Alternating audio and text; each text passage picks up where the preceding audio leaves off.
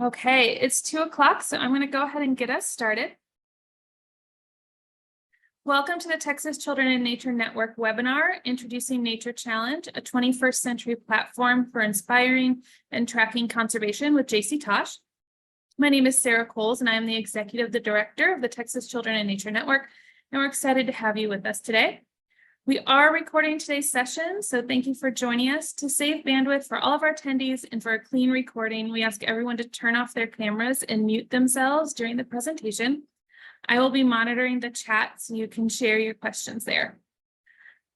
As I said, we're recording the session, and Alice will share the recording in a follow-up email in a few days. If you're uncomfortable with your name showing, you can change your name to anonymous and then private message me with your name for our attendance. Also, if your Zoom name doesn't match the name you registered with, please change your name or let me know. If you need a certificate and we do not have your name, we will not be able to provide you a certificate. And just a reminder, if you're needing a certificate, you will need to follow the directions that were in the Zoom email that you got. I'm going to go ahead and do our land acknowledgement. Texas Children in Nature Network is headquartered in Austin, and as such, I'm on the ancestral and unceded land of the Tonkawa, Comanche, and Sauna people. Our ongoing colonial presence on Indigenous lands compels us to take action now to counteract the effects of colonization. The work we do through the Texas Children in Nature Network is one small step towards that effort.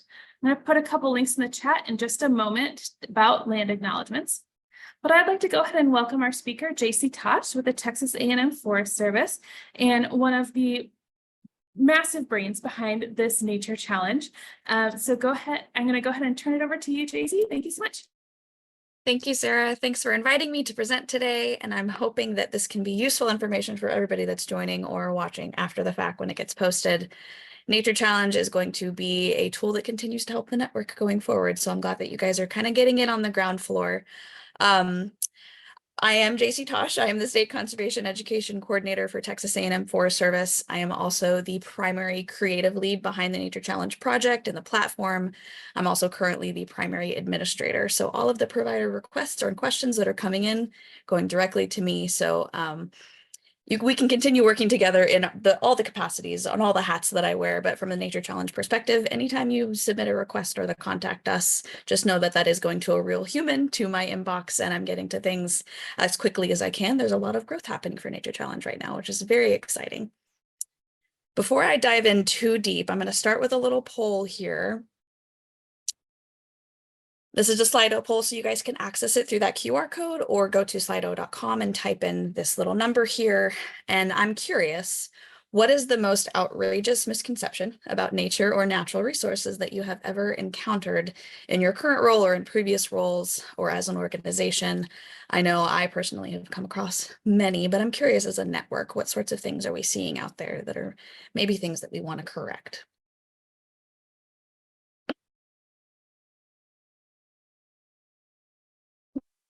I'm getting nature is gross and nature is far away and it's not near me. Yeah, absolutely.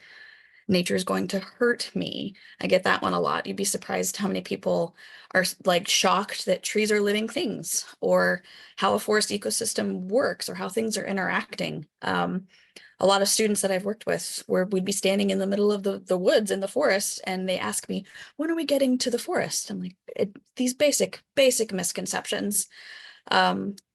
Knowledge that we take for granted sometimes, but it's not always common for everybody. There's a lot of knowledge or passive knowledge or legacy institutional knowledge that's not given to this next generation. They've never had a chance to learn these things.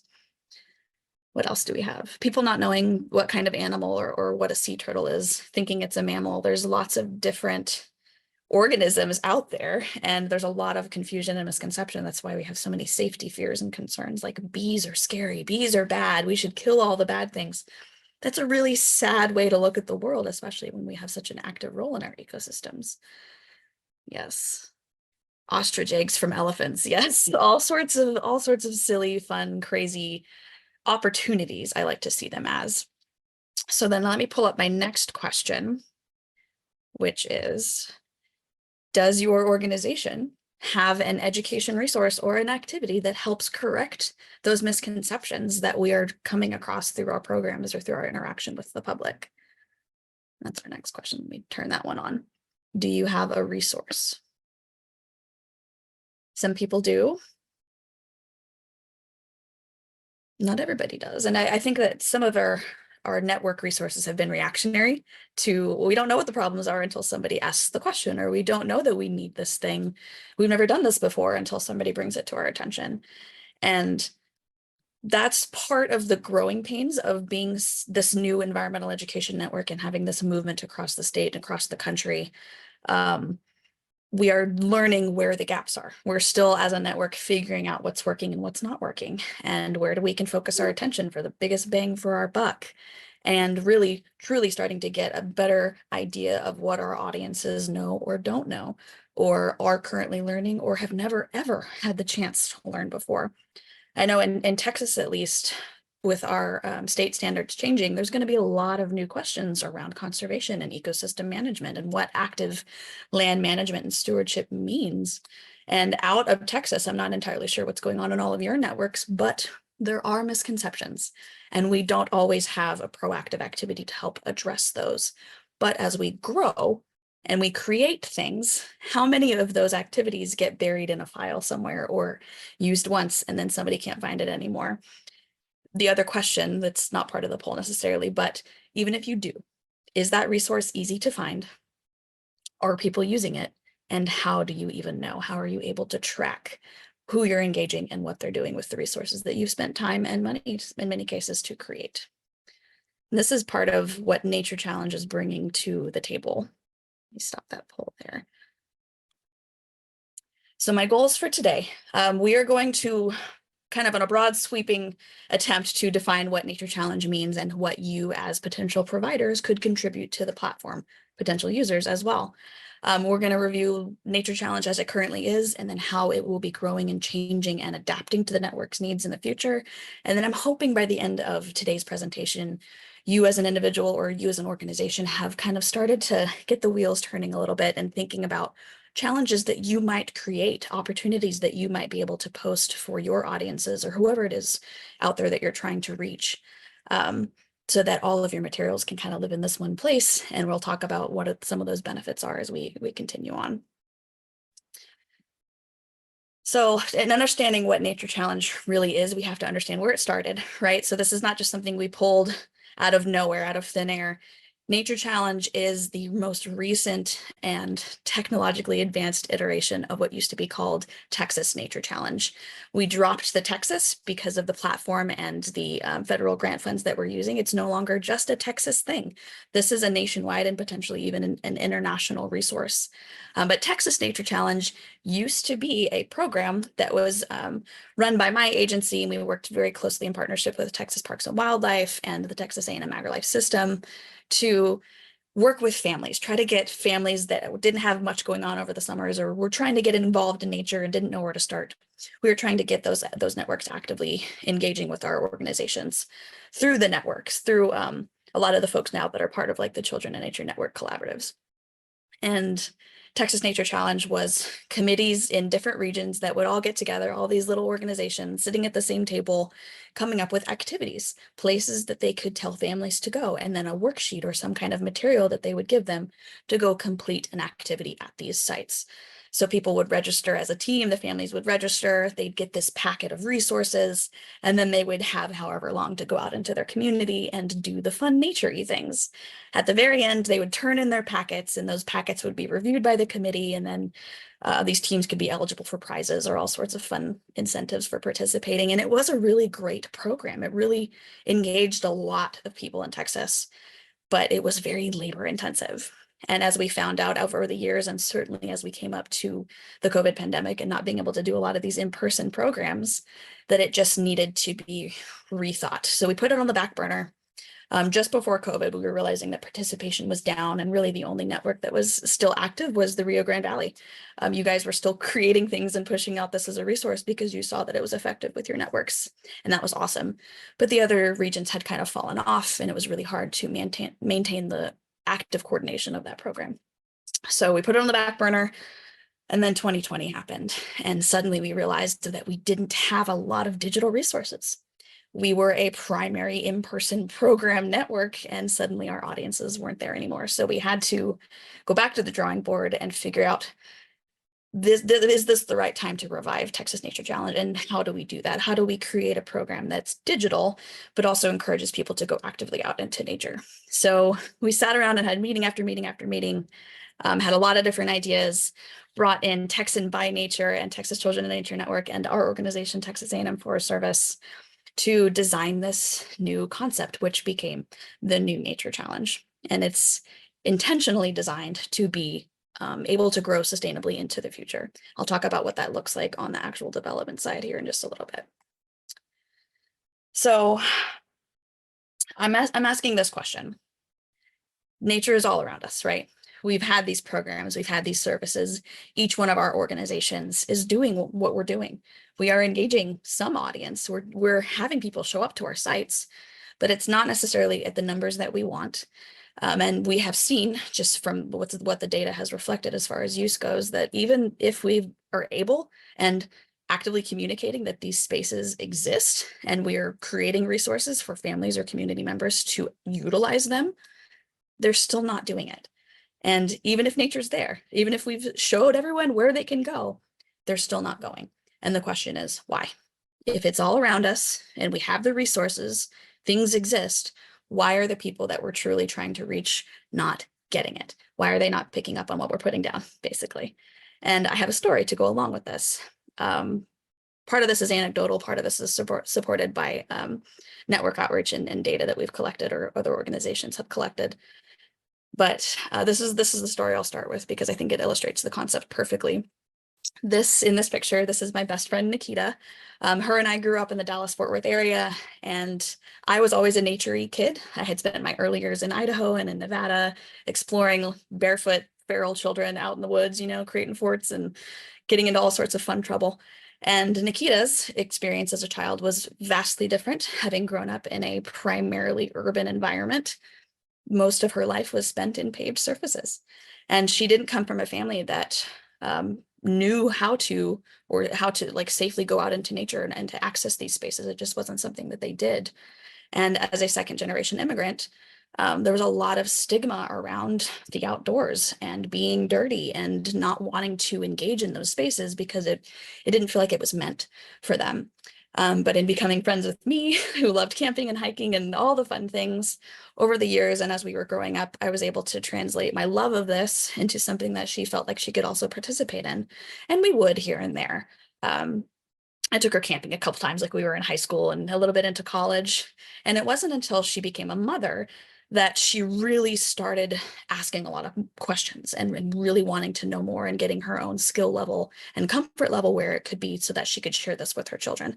She's a mental health professional, so she knows the research. She's familiar with all of the reasons why children need to be in nature. She just didn't feel comfortable doing it herself or knowing where to start, knowing what park to go to and knowing what's safe and what's not. So as a good resource, she would call me just about daily with some kind of fun new idea or take a picture of the bug she found in the backyard. She's like, can I let him play with this or is it dangerous? All those kinds of things that it's great if you have a friend, if you have somebody that you can call to ask those questions, somebody to help you find resources that are near you. But what happens if you don't necessarily have a friend? And that's the other side of this conversation. So before I get to that part, I'll just talk a little bit more about her children.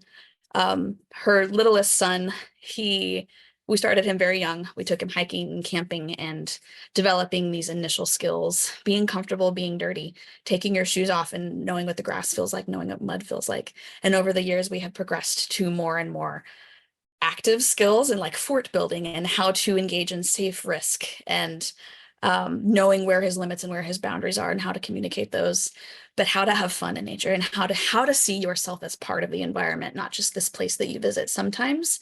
And I have watched this family transform from living in a primarily urban environment where they didn't spend much time off of the sidewalk, even if they did go to a park, to now one of the most avid outdoors people that I know. They'll go on trips across the country up to Canada to explore these wild spaces and go camping in the backwoods, and their kids love it. They absolutely love it. And now they prioritize spending time in nature, so much so that when they just purchased their new house in DFW, they refused to live in a neighborhood that didn't have trees and didn't have water access. And now they're starting to see the world through that lens, and it's impacting their decisions. And I think as a network, this is the model that we were trying to get to, right? That people who didn't know anything and weren't engaged are suddenly now part of solutions and helping to make these great decisions that we're hoping everybody can learn to make. And it started with just having a friend to ask. So then again, what happens if you don't have a friend? Which I would argue most people fall into that category. If you don't know anybody that's naturey that you can call and say, hey, what park can I go to do X, Y, or Z? How do you find that information? How do you find service projects if you're wanting to be actively engaged in your environment, you're wanting to do beach cleanups, you're wanting to be a part of your community? Where do you go to find those things? And if you're brand new and you don't know that there are resources on the city's website or that this nature center exists and that's what they do, you may never come across that information. And sometimes the greatest barrier to getting our networks engaged is just giving them a place to start. So Nature Challenge is just that. At least that's what I'm hoping that this will grow to be. It is a network generated platform where we can all share our challenges, our activities, our resources, so that when somebody who's uninformed and not really part of the active network can visit this site and find things that are relevant and interesting to them. There's a lot of features and functions built in to help them search and sort and filter by exactly what they're looking for. And then that can help them narrow down. Maybe I'm a mom and I'm looking for something for toddlers. I only have 30 minutes and it has to be near me. That's what Nature Challenge allows us to do. And this is by no means a perfect site yet. We are still actively and will actively be in development going forward.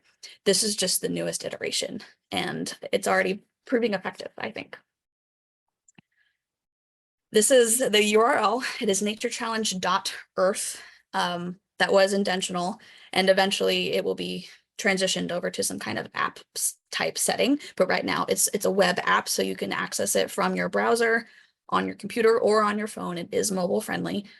And from the provider standpoint, from the administrator standpoint, not only is Nature Challenge a great tool because it helps the front end, it helps the end user find things that are relevant to them, but the way that Nature Challenge is designed, it allows us as a network to track what's happening, to on a broad scale, looking at all sorts of different kinds of analytics and participation and audience reach and all of the fun new like Google Analytics that we are just now starting to like really beef up and include in things, that information that has always been useful, but we are just now starting to like tap into it a little bit as a network. And Nature Challenge does this automatically. It's built into the system, built into the nature of what it is.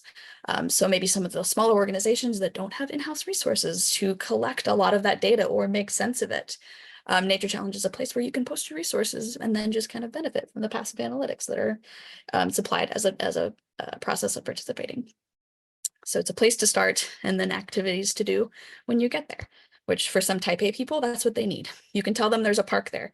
That's great. They may never go until you give them something that's interesting enough to warrant them visiting the park. And then if they can complete that thing and earn a badge for completing it, it kind of completes that incentive cycle. And that's kind of hoping, or I'm hoping that that's what we're eventually going to be building more and more on. So from a type of challenge perspective, and I get this question so often, and so much so that we are really looking into creating some kind of marketing resource that would help you as a network understand what kinds of things can be challenges. And the short answer is anything, really. This platform is designed to allow you to create any kind of activity in a variety of areas and a variety of themes and a variety of styles that is all intended on creating a better world, creating a more sustainable world, helping us manage natural resources, helping people get connected, helping people feel better, helping improve the health of ecosystems. Whatever it is that you're doing as an organization and you're benefiting the public and you're providing resources and you're wanting to share them more, it can be a challenge. And it doesn't have to be a physical, like on-site, complete this 5K in this amount of time. It's not like a super challenging thing. It can be just an activity. It can be a story walk. It can be a worksheet that can be done anywhere. So the resources and materials that you already have can be made into challenges, and then you can be having it passively live on the Nature Challenge network sites, and you're gathering analytics over time which is better than it just sitting in your files and never being used. Some of the examples may be that you have service projects, you have trash cleanups, you have beach cleanups, you have planting days, whatever it looks like. If you are already hosting and posting things like that, this is a place where you can also add it to hopefully engage a wider audience. For our health and nature network, now that these conversations are growing more and more and more because there's a lot of data, just an explosive amount of data in the last couple of years about the relationship between nature and health and trees and health. If you live in that world, if you are creating resources for those networks, either for the end user participants, families and communities, or natural resource professionals, health professionals, materials for those folks that are maybe experiencing burnout and can use nature as a tool to help heal themselves, create challenges out of that. And then people can also search in that category if they're looking for something. This can be nature events. It doesn't have to be something that's ongoing or year-round. It can be a time-sensitive event that's also posted. And when we get to the challenge details page, I'll kind of explain the difference between how these are categorized in the site. But by creating events out of this and some of the things that we have planned going forward for improvements, like posting things in a calendar style on the site too, Nature Challenge allows us to potentially gain more analytics than we otherwise would have had access to, like how many people showed up. That's usually the only thing that we're tracking. When was it? And how many people came? And that's great, but that's not a lot of usable information. We don't know who came, and we don't know what they used, and we don't know how long they stayed there. And as if we're wanting to improve as a network, those are kind of the things that we need to start collecting and making sense of and making use of. The other thing that you can put on is not just things to do elsewhere, things to do anywhere, but things that people can do at home, things that people can do on school campuses. It doesn't just have to be out in the world or at a specific location. If you have ideas for anything like that too, and you aren't quite sure how to turn it into a challenge, send me an email, do a contact us on the Nature Challenge page. All of that comes to me, and I'd be more than happy to help you brainstorm and come up with some challenges for your organization. On the site itself, and I'll pull the actual website up when we get to the very end, but just kind of an overview status. On the page, when users are looking for opportunities, there is a map view and then there's the list view. So the map view is place-based things. If you have a challenge that's happening at a specific location, it has to be done there. That's a map challenge. And when users are browsing this map, they would just select the pin and then it pops up with this little information blurb and it tells them some quick details. How long does it take? Is it free? What else might I need to know? What audience is it for? Is it child friendly? And then if they're wanting to participate and learn more, they click that view challenge button and it takes them to the challenge information page. Conversely, they can also look at the list of challenges, which is some of the things that can be done anywhere, things that can be done at home. And then on both of these lists, you can sort and filter and function by any particular audience or type that you're more interested in. For the audiences for nature challenges, I'm hoping that, this is part of our goals for the platform itself, but I'm hoping that eventually we can create something for everyone. And I know that's a really broad statement, but that's what Nature Challenge should be, because everybody lives in it. Everyone lives in an ecosystem. They are connected to the world around them. So there should be some kind of material or resource or opportunity that engages them or teaches them or connects them with something else. And just some of the key core audiences that I am collecting analytics for grant purposes, because we are using a U.S. Forest Service grant to create this, is families that we're engaging. Are we working with students in classrooms and school districts? You can create challenges specifically for teachers or any kind of education professional development opportunities, skills workshops, anything like that to help that network grow our capacity even further. And then I like to always put in a special plug for an audience that is just constantly overlooked, and it's very unfortunate, is our senior populations who may not have as much access to things as they used to, but still want to be connected and still have time and resources and the ability to care about doing these things. And sometimes they just need a modified version of participation. And I think that as a network, we can easily modify our resources to help engage those that have been blazing the trails ahead of us, and we can still be taking care of them. Some of the other audiences out there could be landowners or programs for veterans, first responders, anybody that's doing outdoor recreation and is already an active participant in that. maybe people that aren't, people who have no experience, are not naturey people, are not outdoor recreators, but are looking for something naturey to do. And then, of course, young professionals. Nature Challenge is going to be a great tool for repairing the pipeline to green jobs or anything in the sustainability sector, which has been declining over the last several years. And we're hoping to help create a balance here. And I think that part of that confusion is this, that young people need to know where to go to find things. And they need to develop relationships, and they need to be part of these service opportunities, but they didn't know where to find them, and they didn't know who to talk to. And if they had to participate, they had to call somebody, or there was a barrier to entry somewhere. And Nature Challenge makes it easy because they can find it on their phone. And then the other thing I would challenge you as a network to be cognizant of is, what other audiences are we not reaching? Who else out there needs to be engaged better than we've been engaging in the past? And can we create resources for them and then market it to those audiences so that we're able to reach everyone a little bit more effectively than we did in the past? The creation of challenges is really not difficult. It doesn't take that long. It's a form that you fill out. So I'll explain the process of becoming a provider in just a second. But once you're an approved provider and you have access to your dashboard, you can create challenges at any time. Challenges themselves do not have to be approved by an administrator. You are given authority as an approved provider to create and manage anything you want. So you can create a challenge for every single resource you have. If you'd like to, you can create one challenge. You can create one event challenge. You can have something that's ongoing throughout the year that just lives passively in the system. It's entirely up to you. And the way that this is designed is intentionally adaptive. And we tried to be broad enough that as a provider from any kind of background or doing any kind of program or materials, that you could see this as a resource that you can use. So there's a lot of different types of sorting and filters and functions and topics and specificity that you can add to your challenge. And all of these details are generated by you. So this is a user-generated platform. I monitor and maintain and kind of keep an audit overview of what's happening with challenges. But as an administrator, I don't necessarily go in and look at all of the things that you're doing. We are trusting you as an organization to create materials and resources effectively, and then you monitor and maintain your own challenges. So if at any time any of the details on your challenge page don't match what you want, you can log back in and edit that. You can also, as an organization, not just one provider profile that has one person with access, but you can also add editors within your organization. So you can assign challenge creation or challenge editing to people aside from yourself within your organization. Becoming a provider is a really fairly simple process. Once you go to the Nature Challenge website, and up at the very top corner, you'll see the login or sign in function. On that page, for your first time signing in or first time creating an account, you see this sign up for free button. That'll take you to this next page where it asks you to either identify as an explorer or a provider. Explorers are our end users, and providers are organizations such as yours who would be creating the challenges.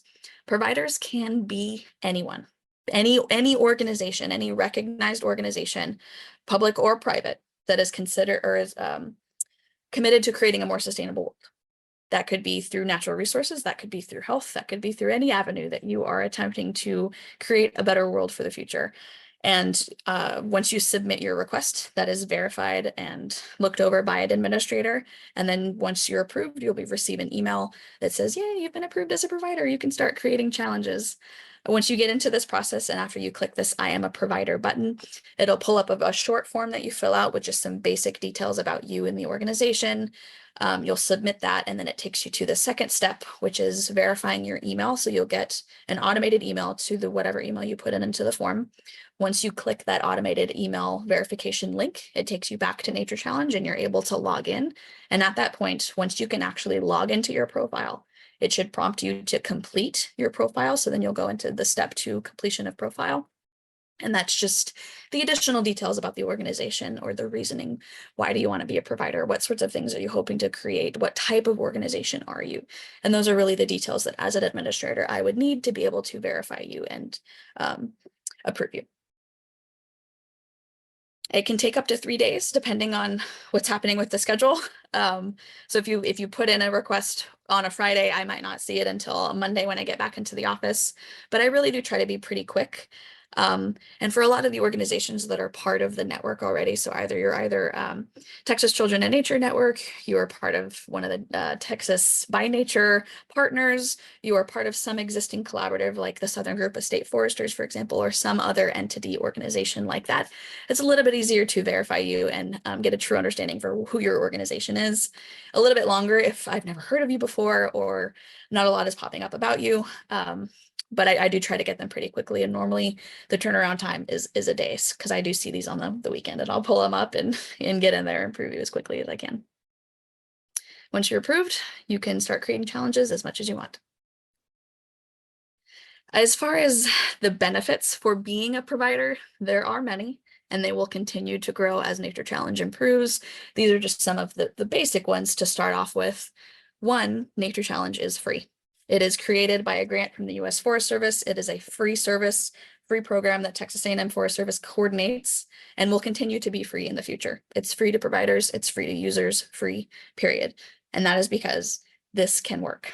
We want this to work. We want there to be as few barriers to entry as possible. This is a network tool, and we're going to need this to improve going into the future. So the easier it is to get to, the more likely it is to stay safe and stay available going forward.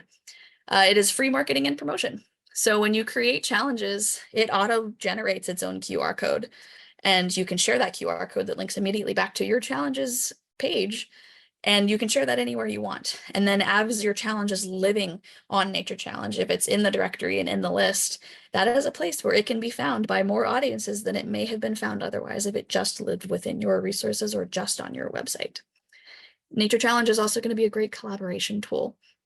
Part of some of the network gaps that we've seen in the past is that we all do great things, but we tend to live in our own little bubbles. And I call them bubbles instead of silos. I'm kind of changing that paradigm a little bit. We used to call them our own little silos, and we stay in our own little thing, and everybody's doing what they're doing, but we're not communicating. And I like to think of them as bubbles because bubbles can be popped. And if we just know what's happening over here, bubbles can merge together and form bigger bubbles, or they can disappear altogether. And I think that that's a more effective analogy. I'm hoping that Nature Challenge opens your eyes a little bit as an organization. If you're looking at the map and you're seeing challenges by certain organizations around you that maybe you didn't know were there, or look at that fun thing that that organization is doing. Maybe that's something that we can partner on them with. Maybe we can help. Maybe we can share ideas. This is a great way to visually help you get a sense of what's going on in the network around you. Again, it can also be something that's no extra work. You don't have to come up with a ton of new challenge ideas. Your first few challenges can be resources that you've already been using, things that you already have. I took a lot of our internal worksheets and fun things that we had that we used maybe every once in a while or once a year and turned them into challenges. And then users can find those, and I can gather analytics and data on when they were used, and that's getting much more access than if I had just left it in my folders. And then on the back end, everything that's happening on Nature Challenge is being tracked and monitored, and we're trying to get a better sense of what true engagement looks like, what some of these long-term learning outcomes are, and then what users are more actively engaging with versus other things. And that information as a network is going to help us improve and grow and be more sustainable in the future. Tracking that participation, like I said, it is built into the system. So a lot of the functions are happening in the background. You don't even need to think about them. You don't need to press buttons and make sure that things are turned on. A lot of this is happening automatically. We are continuing to build this out though. So I'll explain at the end what iteration that we are currently in with Nature Challenge, but there are future versions already planned and already in progress that help expand on our analytics capacities. And that's going to be particularly valuable for organizations that don't have those in-house resources to be able to do that, who've only ever able just to track who showed up, or I'm sorry, how many people showed up, which isn't always a usable analytic. As a provider, you have access to your own organization dashboard that lists all of your challenges, and you can filter and sort by specific challenges. It shows you your participation, how many you have, how many times it's been completed. And then on the badge completion process for each challenge right now, providers, you would designate what questions you want to ask. So if you're looking at did they learn something, or is there a particular thing I wanted them to identify? Can they take a picture of it and upload it? You get to define what those questions are. So whatever you're wanting to know, that's what you include. We also do have stock questions built in that you can choose from there. If you can't think of anything off the top of your head, you're just wanting to show participation, And then all of that information lives within your analytics dashboard. So you can download all of those user responses to get a better sense of how people are participating or what they were actually learning when they're doing things, as well as use some of these quantitative analytics as well. That's for your provider organization. There's also a global analytics dashboard that is kind of an aggregate, a cumulative total of what's happening on the entire site. And I think that as a network, that's going to be a really great resource for arguing for the power and impacts of environmental education and outreach and conservation ed, so that as a network, we can start to make ourselves more visible. And not only that, prove that what we're doing is working. That's been the biggest hurdle so far. There's a lot of money available out there for programs and improvement and grant opportunities, but a lot of it requires that you have some proof that it could work, that you're reaching who you intended to reach. And it's really hard to do that sometimes. We're hoping that Nature Challenge can make that easier. And it will get better as we're going forward. As a network, you're weighing in on the types of things that we should be tracking or information that you need and that is not already built into the system. Those are the questions that we want to be able to answer because this is owned in-house. I have an entire team of developers that are looking at this every single day. And we have task lists for them to improve Nature Challenge into the future. So at any point in time, if there's a really big need from the network to include a feature or a function or some kind of analytics option, we can do that. And it's not going to take 2 years to be able to do until we can get another grant project. This is all developed in-house, and we have a great team of people that are wizards at creating some really cool resources out of nothing. So Nature Challenge right now is in its 2.0 iteration phase. It launched March of this year to the provider network and to the users. There are not a ton of active users on the site right now, and it's because we haven't done a lot of user marketing push yet. Right now, we're in the phase of trying to onboard as many providers as we can so that Nature Challenge map and directories are populated with as many challenges as we can get. And then moving into spring and summer of next year, we're doing a really heavy user push so that we are ready for the users when they come, and we can start to predict what some of the issues and the hurdles and the questions might be, fix them now through the fall and through the winter, and then be ready for next summer to just kick off with a bang. 3.0 is happening starting in April through September, and we are going to be improving the provider side of things. So like I said, the changes and the improvements to the analytics options, building out specific analytics toolkits for certain types of organizations, because what a state agency needs might be different than what a small nature center needs, and getting a better sense of what the network and you as organizations could really benefit from. Part of that will be having you participate in some group collaborative meetings or some analytics meetings, and then trainings on how to use Nature Challenge as a tool. And that will be happening starting in August of this year. So if you sign up for the provider network or sign up for the listserv, then you can be added to this communication and be invited to these opportunities so that we're not just creating Nature Challenge in a vacuum and we're handing you this pre-made thing, but you can really have a voice in how Nature Challenge improves in the future. And I think that that's going to make it a much more usable tool for you as an organization. After 3.0, we enter 4.0 Nature Challenge improvements, which is really user facing. So like integrating it into an actual native app that you could download from the App Store. Adding in additional functionalities for incentivization processes beyond just earning a badge and it being a digital badge that lives in a platform, but something that could be tied to some real world incentive. Building in functionalities for users to participate in things together or to form teams, those kinds of things. Opportunities and functions that we know are going to improve the experience of using the application, as well as the real world practical application of participating in challenges. And I have my third question here that I'll open up in the poll if you guys still have that open. Just kind of a quick sweeping ask. Is there anything off the top of your head right now that you know needs to be included in the Nature Challenge dashboard, or information that you've maybe been struggling as an organization to collect? What might that be? Because I can start having those conversations right now as we're improving these things over the summer to make sure that we're ready for what's happening in the fall. And I'm going to leave this question open. If you are pulling it up in the Slido, and it should be live, so yeah, it looks like it is. And then I'm going to exit my presentation here. And I'm going to actually pull up Nature Challenge. Let's see if I can do that.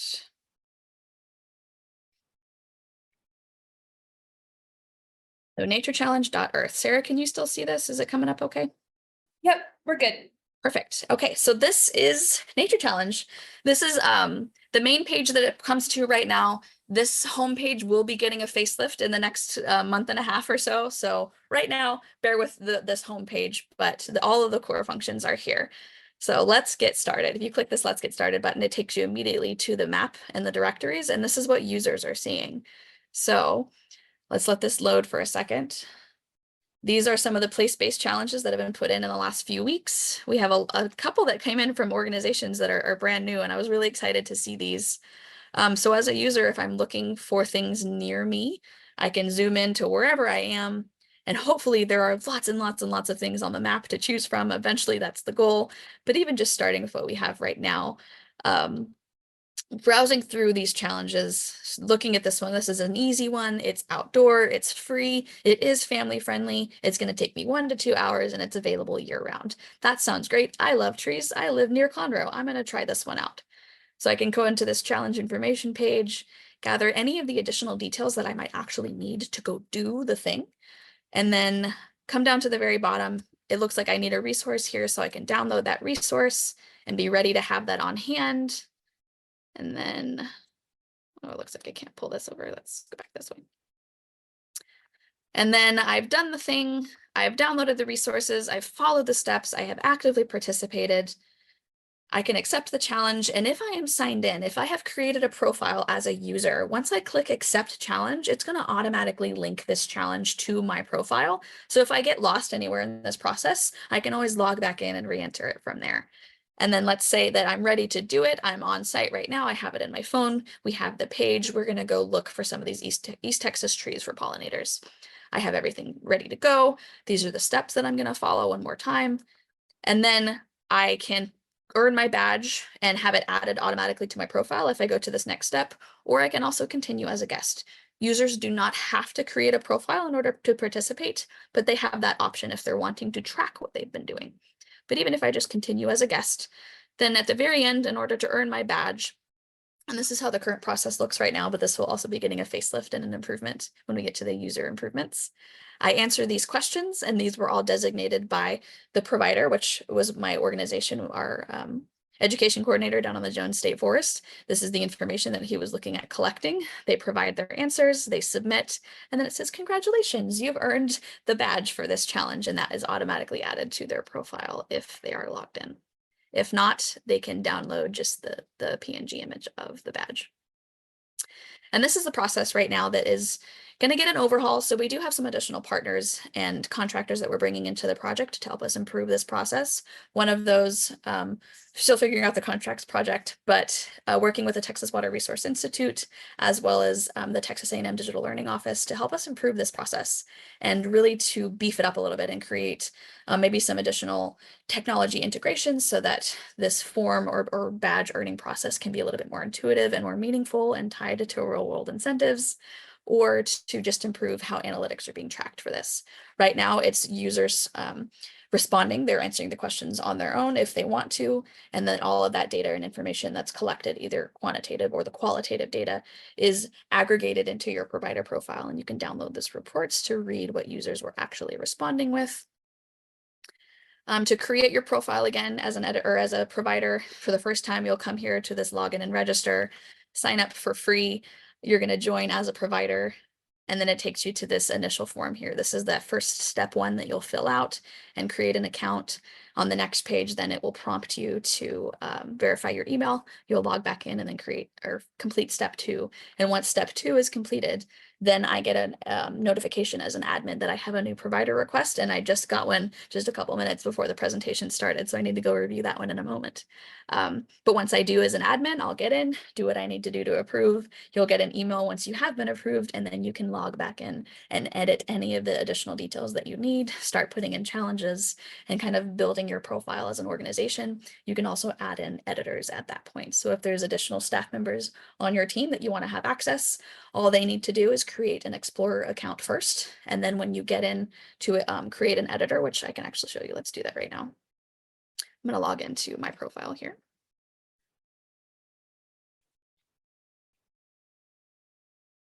Go to my provider dashboard. and then I can manage my editors. So if I want to add an additional person that's in my organization, I can submit a new request. And this email that I enter has to match what they entered for their Explorer profile. If they exist in the system, it will find them, and then it will auto-generate an invitation that goes directly to their email. They'll follow the steps, click the link, and then once they are linked to your provider profile, then every time that they log in, they have the option of participating or interacting as an explorer or as a provider on your behalf. So let's go back to my provider dashboard here. It shows all the challenges that I have currently up. I can view each of these challenge pages. This shows me the live view, what users are seeing. And if there's any details on here that I need to change, all I need to do is go into this edit function. And then it takes me back to this original challenge form where I would have entered that information originally. I can make any of the changes I need, resubmit, and then it automatically updates everything. Once you hit that submit button, all of the backend system functions talk to each other, and it does all the hard work for you.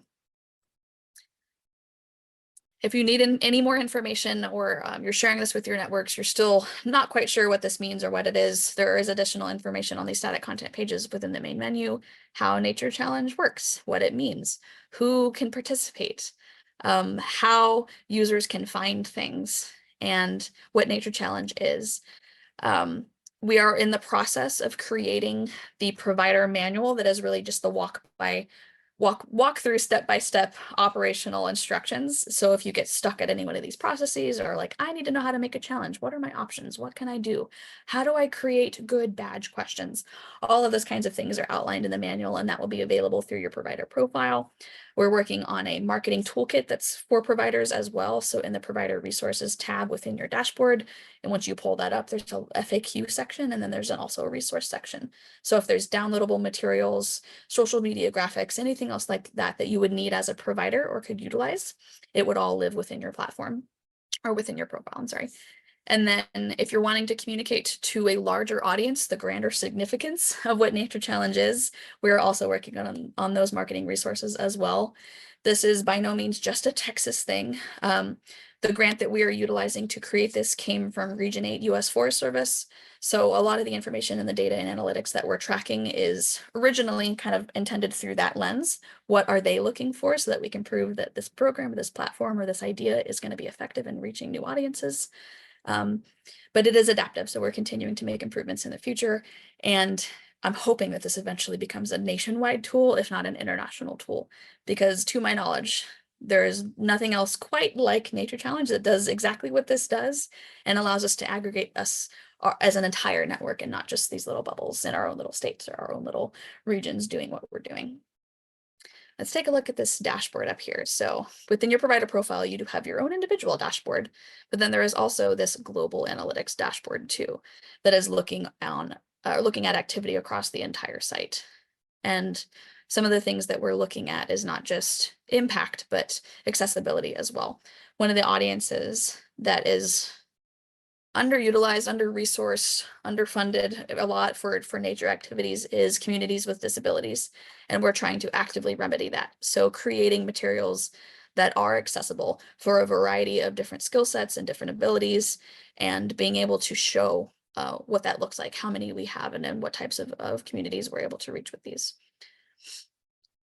We're also looking at things by ecosystem too. So I don't want to see just forest and grasslands. I want to see everything. I want to see ocean challenges. I want to see caving challenges. There's all sorts of different organizational structure within how you can create a challenge and the things that you can tag it to. But I'm hoping that this becomes a global resource, a global ecosystem tool, so that we can be educating communities about the entire system and not just like little pieces within it. Creating a bigger, more cohesive view of that big green blob out there, and then connecting them with some kind of actionable resource or education opportunity or service opportunity, so that we can start growing a future population that is not only aware and mindful, but is ready to act and take some stewardship responsibility for taking care of our planet. And I think on that note, here's the contact us. Again, if you do have any questions immediately, you can submit it there. You can also email the admin at Nature Challenge email. And then if you know me, you can email me directly find me on Google, find me on the agency website. I am available, and I'm happy to talk about Nature Challenge night and day as long as you want. This is my baby, and I'm really hoping that we can grow it quickly so that we can start making an impact in not just the network's lives, but the lives of our end users, the lives of our explorers as well. I'm gonna Thank you so stop much. sharing. Thank you so much, Tracy. We have quite a few questions in the chat, so I'm Great. going to work my way from the top down.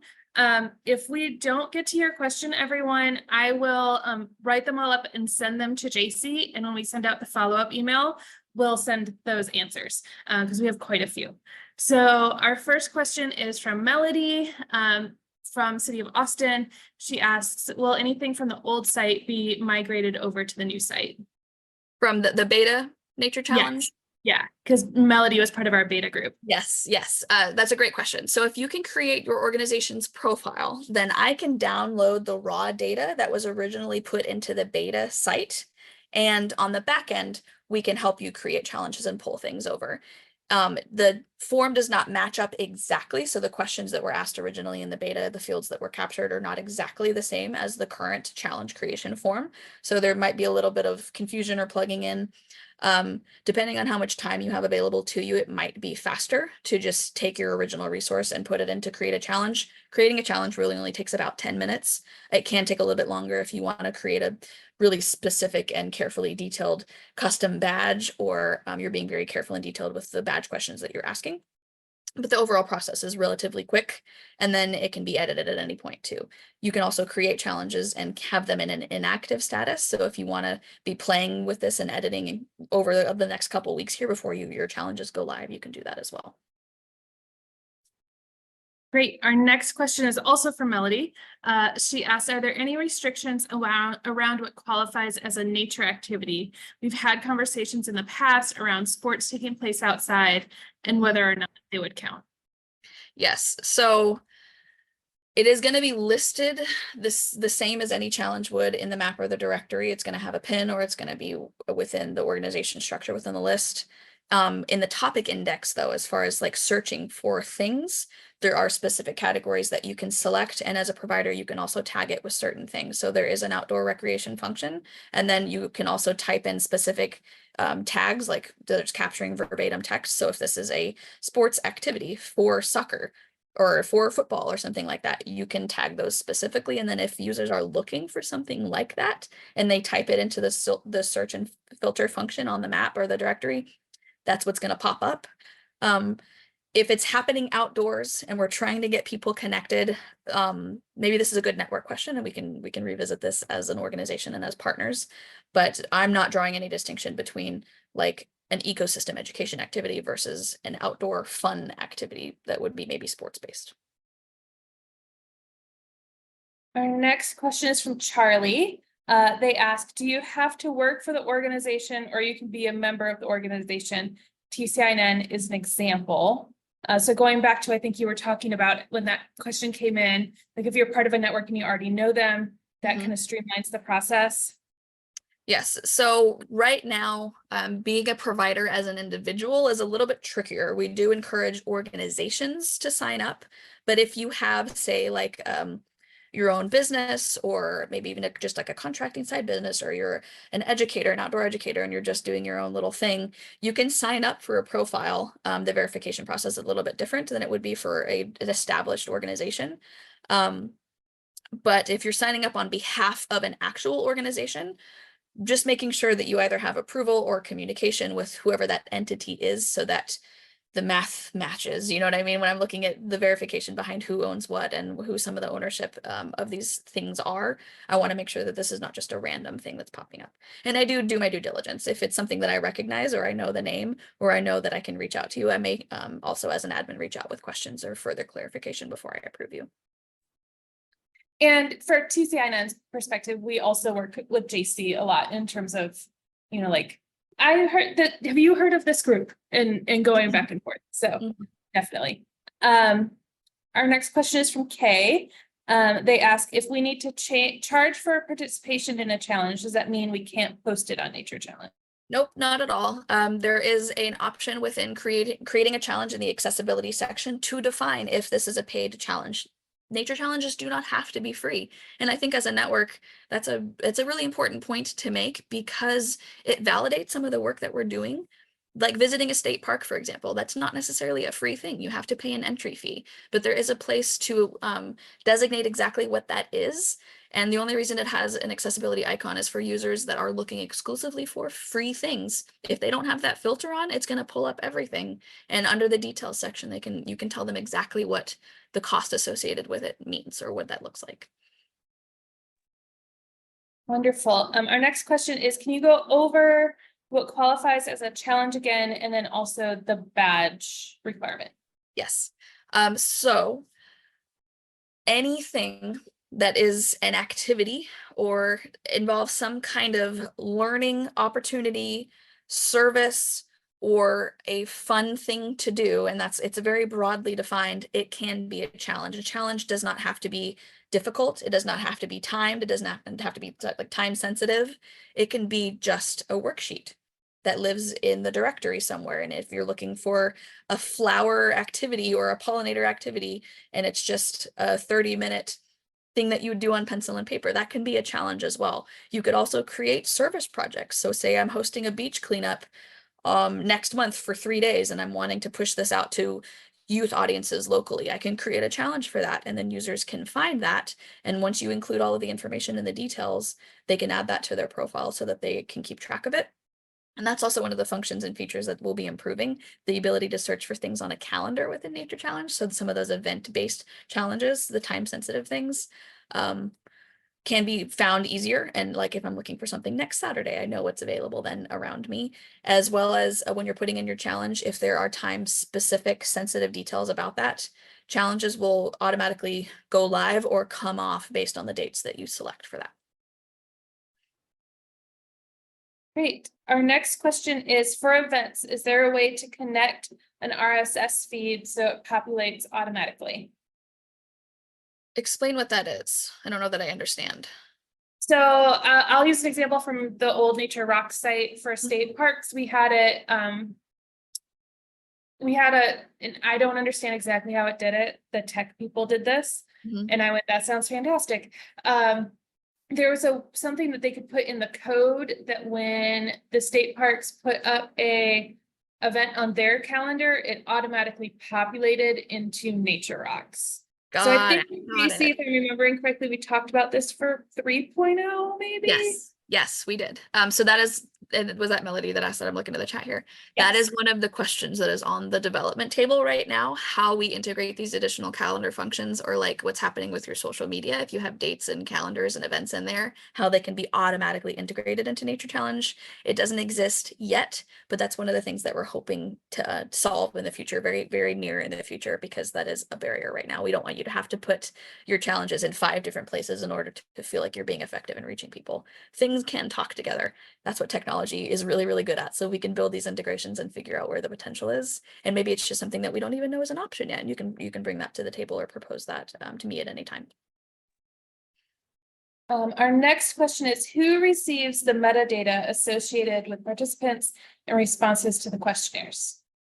As a provider, or which will soon be like a provider collaborative. So if you're offering a challenge in partnership with other organizations that are also providers in the network or on the Nature Challenge site, organizations that are hosting that challenge would have access to that data from users. So the badge questions that you can download the responses of right now, it's just an Excel file download that has the questions and the answers. The users are anonymous, so you're not gathering any kind of personal sensitive details on users, but in the future, you will have access to some of the approved data. So when users are creating their profile, they have the option of voluntarily allowing their demographic information that they have voluntarily entered to be used. So as a provider, you would have access to that for those that participated in your challenge. Nobody else besides your organization can download the responses to your badge questions. Oh, and that's a good point. I don't think I answered that badge question originally, Sarah. Every challenge right now gets a badge associated with it, because that's part of the verification system for users.